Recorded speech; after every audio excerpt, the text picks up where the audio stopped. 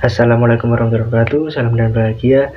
Perkenalkan, saya Fran Fola dari KKN PST Padepokan 70 dengan dosen pembimbing Ibu Teresia Laksmi Widyarini yang beralamat di Dusun Mendak, Kelurahan Giri Sekar, Kecamatan Panggang, Kabupaten Gunung Kidul. Di video kali ini saya memiliki program individu yang membahas tentang hal yang berkaitan dengan merek. Tujuan dari video ini adalah untuk menambah wawasan dan mengingatkan kembali bahwa merek itu bermacam-macam dan memiliki fungsinya masing-masing. Ingin tahu penjelasannya? Simak terus video ini.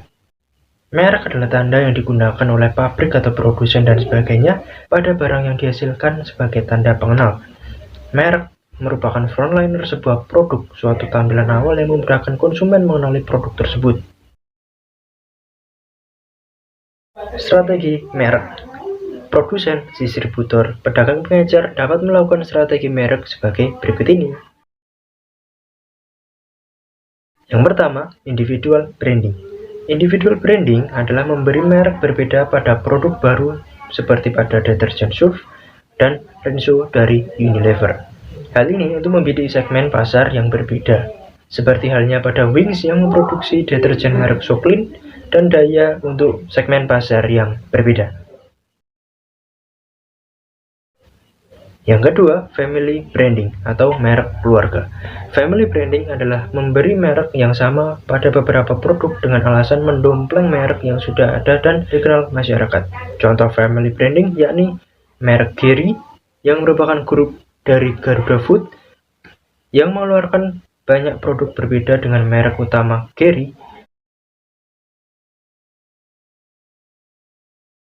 Contoh lain misalnya seperti sepeda motor Honda yang mengeluarkan varian motor Honda Monkey, Vario, Beat, CRF, Goldwing, dan lain sebagainya.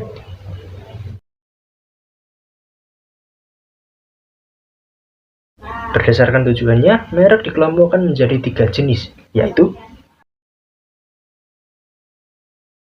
pertama, merek fungsional atau functional brand. Merek ini dirancang untuk menghasilkan persepsi terhadap kinerja ataupun nilai ekonomis dari sebuah produk atau jasa.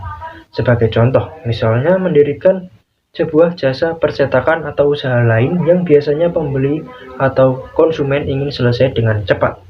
Kemudian di usaha tersebut menggunakan sebuah kata kilat. Orang akan mengenal sebagai usaha yang lebih cepat dari usaha sejenis lainnya.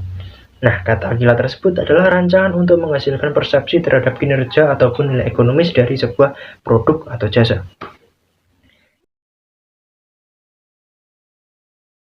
Yang kedua, merek citra atau image brand. Merek ini digunakan untuk memberi citra positif bagi si pemakai merek.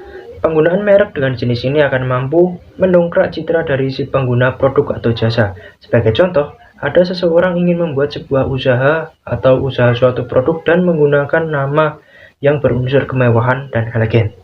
Maka setiap orang yang membeli produk akan merasa citra diri dan status sosial mereka akan naik. Nah, unsur kemewahan dan elegan ini disebut dengan citra merek.